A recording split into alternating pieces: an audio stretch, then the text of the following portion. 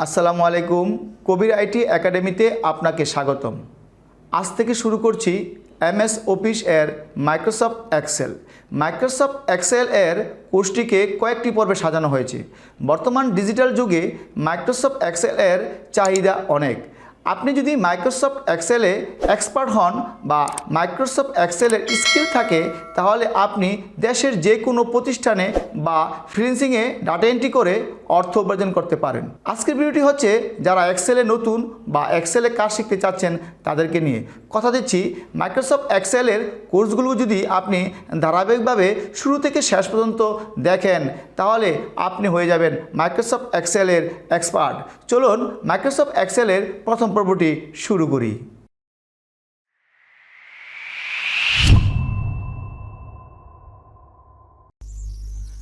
যেহেতু আজ আমরা এক্সেলের কাজ শিখব, সেজন্য আমাকে প্রথমে এক্সেলের ওয়ার্কশিট পেজটি ওপেন করে নিতে হবে। এক্সেলের ওয়ার্কশিট পেজটি ওপেন করার জন্য প্রথমে আমি সার্চ বক্সে লিখব এক্সেল লেখার পর অটোমেটিক আমার এক্সেলটি চলে এসেছে। আমি এখানে ক্লিক করব। ক্লিক করার পর একটি ইন্টারফেস চলে এসেছে। সে প্রথমে লেখা আছে যে ব্ল্যাঙ্ক ওয়ার্কশিট। আমার যদি ব্ল্যাঙ্ক ওয়ার্কশিট প্রয়োজন হয়, এই জায়গায় আমি ক্লিক করব। ক্লিক করার পর যে এক্সেলের যে ওয়ার্কশিট পেজটি এসেছে, আমরা এখন জেনে নিব কোনটার নাম কি। A B C D E এইভাবে ডান দিকে যেগুলো যাচ্ছে সেগুলোকে বলা হয় কলাম, আর 1 2 3 4 5 এইভাবে যেগুলো যাচ্ছে সেগুলোকে বলা হয় রো। আর এই জায়গায় যদি আমি একটি কার্সর দিয়ে ক্লিক করি, এইটা হচ্ছে এক একটা সেল। আমি যদি এখানে ক্লিক করি, তো এটা বক্স, এই জায়গার নাম হচ্ছে নেম বক্স। নেম বক্সে অলরেডি চলে এসেছে D6। এর মানে হচ্ছে আমার যে জায়গায় কার্সরটি আছে সেই জায়গায় বক্সের নাম হচ্ছে D6 বক্স। এর মানে হচ্ছে এই কলামটা হচ্ছে D আর এই রোটা হচ্ছে 6, মানে আমার এই সেলটা D6 এর মধ্যে আছে। এখন আমরা জানতে চাই এক্সেলে কিভাবে কাজ করে। আমি যদি কোনো সংখ্যা এখানে 1 লিখি, নিচে যদি 2 লিখি, তাহলে আর আমার বাকিগুলা লেখা লাগছে না। এখন আমি প্রথমে 1-এ ক্লিক করব। 1-এ ক্লিক করার পর আমি শিফট ধরে 2-এ ক্লিক করব। এর মানে হচ্ছে 1 আর 2 সিলেক্ট হয়েছে। ডান পাশে কোনো একটি প্লাস চিহ্ন দেখাচ্ছে। আমি যদি প্লাস চিহ্ন ধরে চাপ দিয়ে, মাউসে চাপ দিয়ে ড্রাগ করে নিচের দিকে নিয়ে যাই, তাহলে আমার আর পরবর্তী সংখ্যা লেখা লাগছে না। এখন এই জায়গায় আমি আরেকটি দেখব। আমি যদি এখানে প্রথমে 2 লিখি আর নিচে যদি লিখি 4, তাহলে 2-এতে প্রথম ক্লিক করব। ক্লিক করে শিফট ধরে 4-এ ক্লিক করব। ক্লিক করার পর ডান পাশে একটি প্লাস চিহ্ন এসেছে। আমি যদি প্লাস চিহ্ন ধরে নিচে ড্রাগ করি, তাহলে দেখা যাচ্ছে 2 এরপর 4 তারপর 6, মানে 2 ঘর ব্যবধান করে করে পরবর্তী সংখ্যাগুলো হয়েছে। আরেকটি সংখ্যা দেখব। প্রথমে লিখব 5 আর নিচে লিখব 10। আমি এটা লেখার পরে প্রথমে আমাকে 5-এ ক্লিক করতে হবে। 5-এ ক্লিক করার পর শিফট ধরে আমি 10-এ ক্লিক করব। করার পর 5 এবং 10 সিলেক্ট হয়েছে এবং এর নিচের কোণায় একটি প্লাস চিহ্ন এসেছে। প্লাস চিহ্নতে আমি মাউসটি ধরে চাপ দিয়ে নিচে ড্রাগ করব। ড্রাগ করলে আমার প্রতিটি ঘর, প্রতিটি সংখ্যা 5 করে ব্যবধান হয়েছে। এখন আমরা নিচে দেখেছি, এখন আমরা ডান দিকে শিখব। এখন আমি যদি এই জায়গায় 10 লিখি আর পরবর্তী করে যদি আমি 20 লিখি, তাহলে আমাকে 10 এবং 20-এর মধ্যে ব্যবধান হচ্ছে 10। এখন আমি প্রথম 10-এ ক্লিক করব। 10-এ ক্লিক করার পর শিফট ধরে 20-তে ক্লিক করব। ক্লিক করে এই দুইটা সিলেক্ট হয়েছে এবং ডান পাশে কোণায় একটি প্লাস চিহ্ন এসেছে। আমি মাউসটি ধরে ডান দিকে ড্রাগ করব। ডান দিকে ড্রাগ করলে আমার সংখ্যাগুলো 10 ঘর ব্যবধান করে তৈরি হয়েছে। ঠিক সেমভাবে আমি যদি এভাবে করতে চাই, আমি যদি 15 লিখি, পরবর্তী ঘরে যদি 30 লিখি, প্রথমে আমাকে 15-তে ক্লিক করতে হবে, মানে 15-তে ক্লিক করতে হবে। 15-তে ক্লিক করার পর ডান পাশে 30-তে আমি শিফট ধরে ক্লিক করব, মানে 15 এবং 30 এই দুইটা সিলেক্ট হয়েছে। ডান পাশে একটি প্লাস চিহ্ন এসেছে। প্লাস চিহ্ন তো ধরে মাউস দিয়ে আমি ডান দিকে ড্রাগ করব। এর মানে হচ্ছে প্রতিটি সংখ্যা 15 ব্যবধান করে তৈরি হয়েছে। এখন আমরা এগুলা মুছে দিব।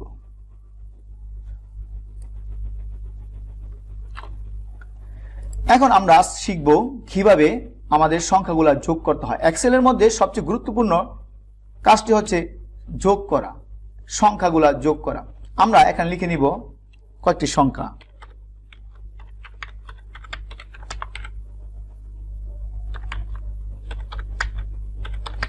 আমি সংখ্যাগুলো লিখে নিচ্ছি। আমি যদি এই সংখ্যাগুলোকে যোগ করতে চাই, সেক্ষেত্রে প্রথমে আমাকে যে জায়গায় যোগ করতে চাই সেই জায়গায় কার্সরটি নিয়ে ক্লিক করতে হবে। আমি ক্লিক করলাম, এই ঘরের নাম হচ্ছে নেম বক্স।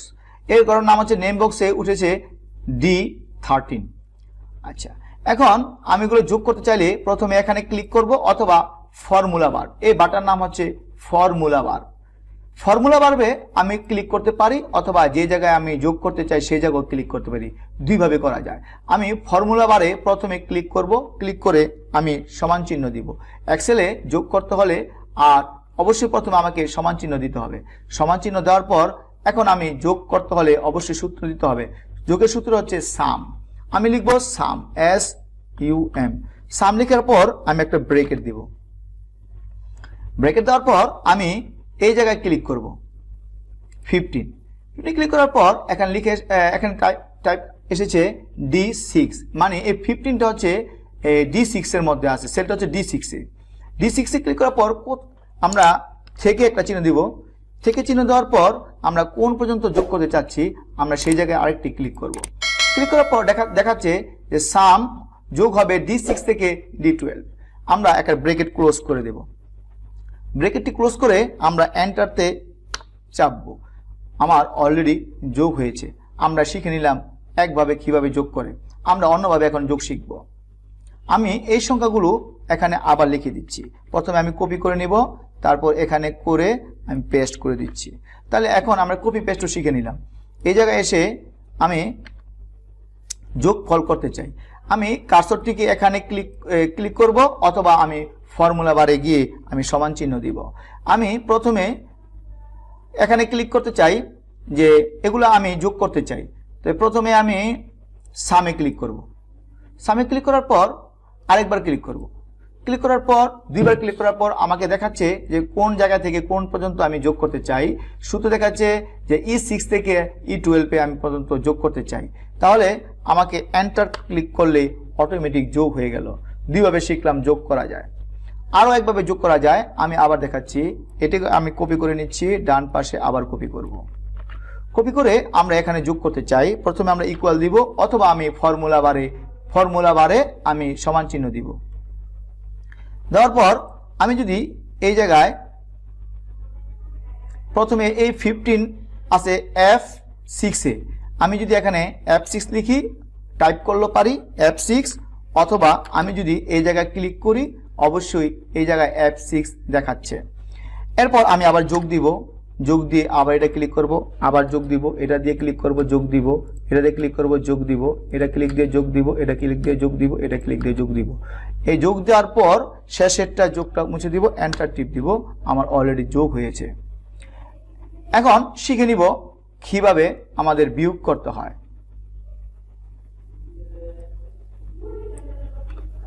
বিয়োগ করার জন্য প্রথমে আমরা একটা সংখ্যা লিখব। আমরা লিখলাম 500, এই করে দিলাম 200। আমরা এই জায়গায় এর রেজাল্টটা চাচ্ছি। আমি প্রথমে সমান চিহ্ন দিব অথবা আমি ফর্মুলা বারে সমান চিহ্ন দিব। সমান চিহ্ন দেওয়ার পর আমার 500 কোথায় আছে? D7 এ। আমি এখানে D7 ক্লিক করব। ক্লিক করার পর আমরা মাইনাস চিহ্ন দিব। মাইনাস চিহ্ন দেওয়ার পর এই 200টা কোথায় আছে আমরা এখানে ক্লিক করব। 200 আছে E7 এ। দেওয়ার পর আমরা একটা এন্টার দিব। অলরেডি এই যোগফল 300 এসেছে। এখন এই ফর্মুলাটা দেওয়ার পর আমি যদি মনে করি এখানে সংখ্যাগুলো চেঞ্জ করব আর ওইখানে আর ফর্মুলা দেওয়া লাগবে না, আমরা আরেকবার চেষ্টা করে দেখি। আমি যদি এখানে 800 টাইপ করি আর এখানে যদি আমি 200 জায়গায় 100 টাইপ করি, আমি যদি অন্য জায়গায় ক্লিক করি অটোমেটিক এর বিয়োগফল চেঞ্জ হয়ে যাচ্ছে আর দ্বিতীয়বার সূত্র দেওয়া লাগেনি। বিয়োগফল আমরা এভাবে করতে পারি। আবার নিচে নিচে যদি আমরা করি যে 600 নিচে যদি দিই আমি, এখানে যদি আমি 600 দেই, নিচে যদি দিই আমি 400, আর নিচে যদি আমি বিয়োগফলটা চাই, সেক্ষেত্রে আমাকে প্রথমে দিতে হবে সমান চিহ্ন, তারপর এই 600 কোথায় আছে ক্লিক করতে হবে। 600 ক্লিক করলে হচ্ছে S9 এ আছে। এখন আমি মাইনাস চিহ্ন দিব, মাইনাস চিহ্ন দিয়ে আবার 400 তে ক্লিক করব।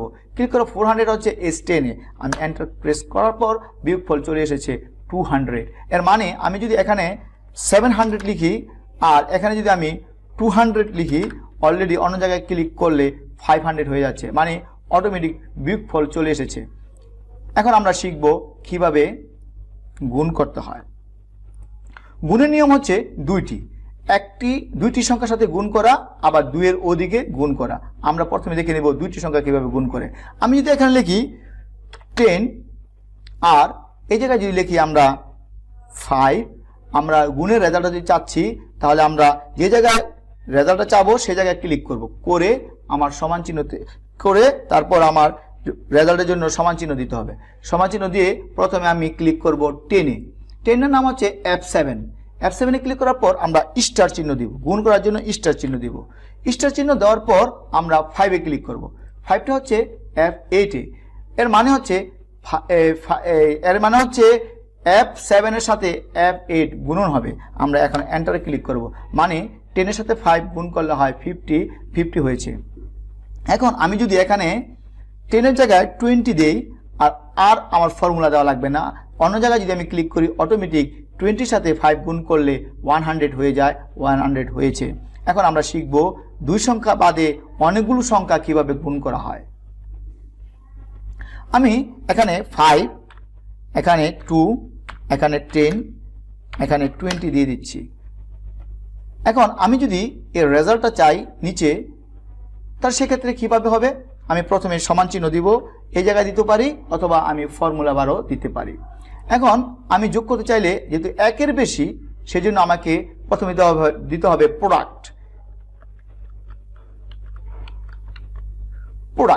প্রোডাক্টে আমি প্রথমে ক্লিক করব, ডাবল ক্লিক করব। ডাবল ক্লিক করার পর বলছে আপনি কয়টা সংখ্যা একত্রে গুণ করতে চান। আমি ইচ্ছে করলে এই জায়গায় ধরে মাউস ধরে আমি যদি এখানে ড্রাগ করে দেই, সিলেক্ট করে দেই, বলছে যে S7 থেকে S10 পর্যন্ত 4টি সংখ্যা আমি একত্রে গুণফল চাচ্ছি। তাহলে আমরা ব্র্যাকেটটা ক্লোজ করে দিব। ক্লোজ করে এন্টার দিলে এর টোটাল যোগফল চলে এসেছে। আমরা যদি এভাবে চাই, তাহলে 5 2 3 2। আমরা যদি ছোট সংখ্যা গুণ করতে চাই, তাহলে আমি প্রথমে এই জায়গায় ক্লিক করব, অথবা ফর্মুলা বারে ক্লিক করব। আমি যদি ফর্মুলা বারে ক্লিক করে প্রথমে আমি সমান চিহ্ন দিই, তাহলে আমাকে প্রথমে লিখতে হবে প্রোডাক্ট,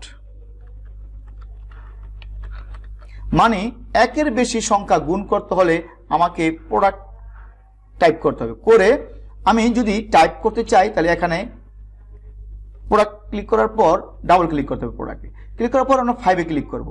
ক্লিক করার পর যদি আমি থেকে চিহ্ন দেই, অথবা আমি ধরে এভাবে ড্রাগ করি, তাহলে বোঝাচ্ছে J7 থেকে M7 পর্যন্ত আমার গুণফল বের হবে। ব্র্যাকেট ক্লোজ করব, ক্লোজ করে এন্টার দিলে অটোমেটিক এর গুণফল তৈরি হবে। এখন আমরা শিখব পার্সেন্টেজ কিভাবে করে। পার্সেন্টেজ তৈরি করতে হলে প্রথমে আমি একটি সংখ্যা লিখব, যেমন 100। এর যদি আমি 10% চাই, তাহলে আমাকে প্রথমে এখানে রেজাল্ট যাবে, মানে এই 100 এর 10% আমার কত আসে। তাহলে আমি প্রথমে এই জায়গায় সমান চিহ্ন দিব, অথবা আমি ফর্মুলা বারে সমান চিহ্ন দিব। সমান চিহ্ন দিয়ে আমি 100 তে ক্লিক করব। 100 এ ক্লিক করার পর আমার এখানে চলে এসেছে F7, মানে 100 F7 সেলে আছে।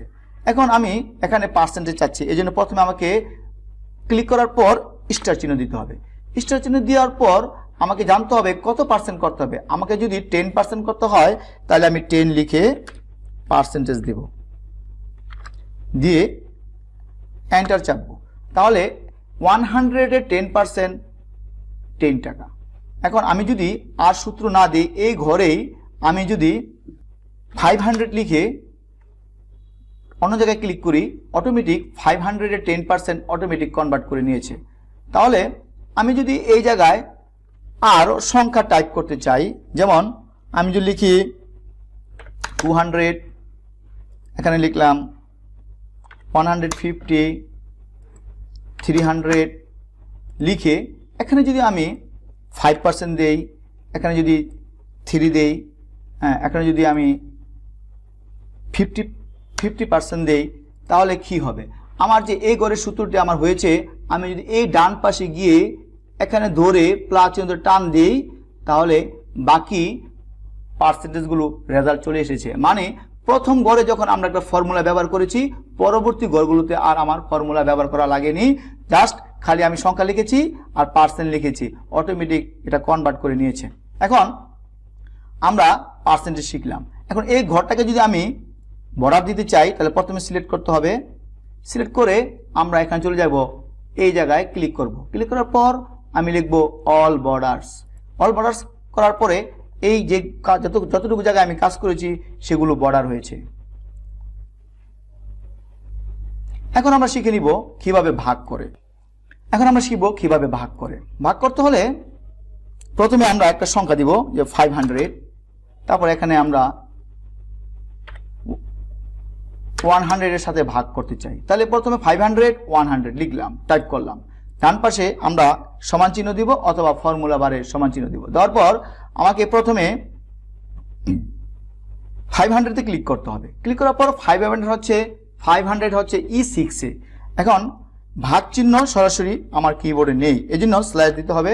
স্ল্যাশ দিয়ে আমাকে 100 দিয়ে ক্লিক করতে হবে। এর মানে হচ্ছে 500 এর সাথে 100 ভাগ করলে কি হবে? এর আগে উপরে নেম বক্সে দেখাচ্ছে না, ফর্মুলা বারে দেখাচ্ছে এই 500টি রয়েছে E6 এ এবং 100 রয়েছে F6 এ। মানে E6 এর সাথে F6 ভাগ হলে রেজাল্ট আসবে 5। এর মানে হচ্ছে আমরা একটা ফর্মুলা দিয়েছি।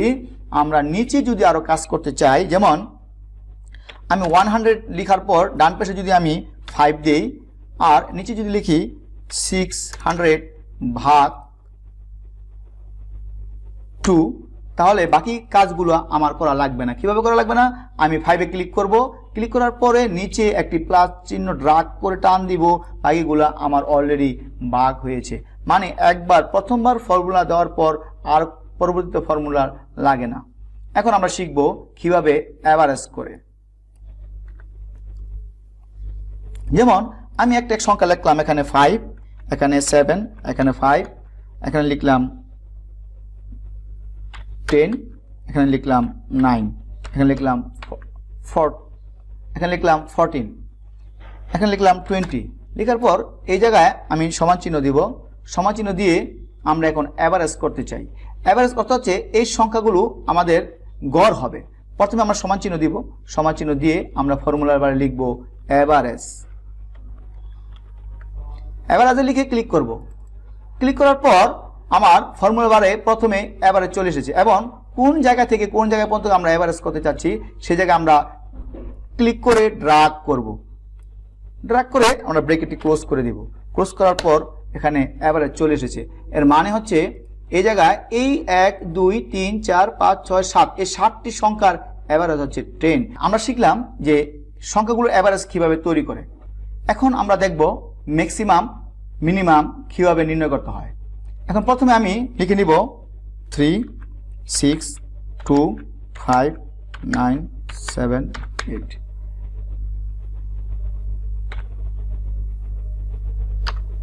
আমরা এই সংখ্যাগুলোকে দেখব কিভাবে বড় সংখ্যা কোনটা এখানে চলে আসবে, ম্যাক্সিমাম। এই জায়গায় প্রথমে আমরা সমান চিহ্ন দিব। সমান চিহ্ন দিয়ে এখানে লিখব ম্যাক্সিমাম। লিখে আমি ডাবল ক্লিক করব। ডাবল ক্লিক করার পরে এখানে আমি 3 থেকে এখানে ড্রাগ করব।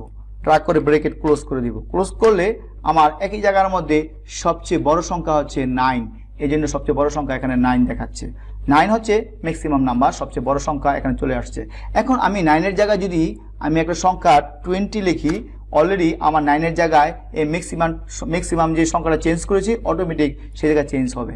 মানে সূত্র একবার দেওয়ার পর উপরে যদি কোনো বক্সের সংখ্যা চেঞ্জ করি, তাহলে বড় সংখ্যাটা আবার এখানে সূত্র যে জায়গায় এই জায়গায় সেই জায়গায় চেঞ্জ হয়ে যাবে।